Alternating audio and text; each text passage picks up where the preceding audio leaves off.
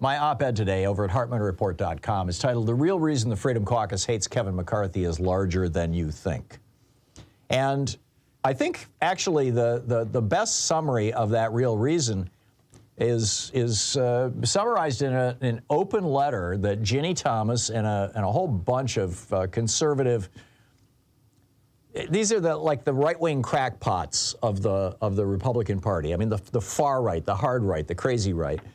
They wrote an open letter yesterday to their colleagues in the House of Representatives, two Republicans in the House of Representatives, saying that they basically support preventing Kevin McCarthy from being Speaker.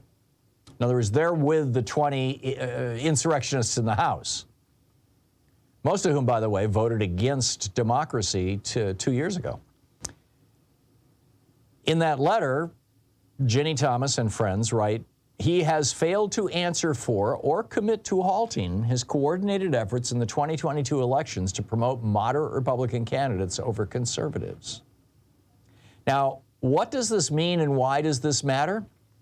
Well, the moderate Republicans are the ones who believe that we should actually have a government, that Social Security, maybe we should let the banks get in on it. I mean, it's the moderate Republicans and the moderate Democrats, for example, who brought us 401ks and IRAs, individual retirement accounts, as a way of trying to wean people off of Social Security. And they're constantly trying to expand 401ks and things like that as a way of preparing Americans for the privatization of Social Security. But they're not just gung-ho, shut it down tomorrow. That's these crazies who, by and large, who are trying to, fight Kevin McCarthy right now. The moderate Republicans actually believe that there's a role for government. The conservative Republicans believe that the only role for government is to have a military, to have police, and to have a court system that can protect the wealth and basically the corporations of the morbidly rich. And this is very straightforward. You either believe in American government or you don't. In 1900, the American government represented between 2 and 3% of our GDP. Government spending was between 2 and 3% of GDP because in 1900, there was no income tax. We didn't get that until, 1913, 1918? I forget the year. I think it was 1918. And before that, all of our revenue, all of the federal government revenue was coming from tariffs, from taxes on imported goods, or the vast majority of it anyway, not all of it, not 100%, but probably well over 90%. And that's the world that the right-wing billionaires and the so-called conservative Republicans want to take us back to.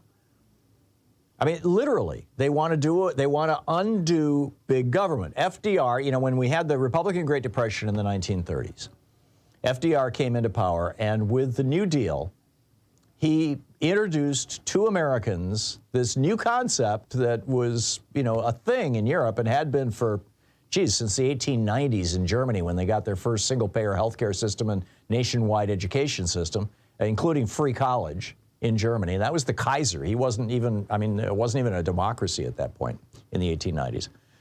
But, Franklin Roosevelt said, hey, we can do that here too. And he gave us big government. Government spending now is about one-fifth. It's about 20% of our total GDP, our total annual GDP, is our government spending. And, as I said, prior to the 30s, it was 2 or 3%.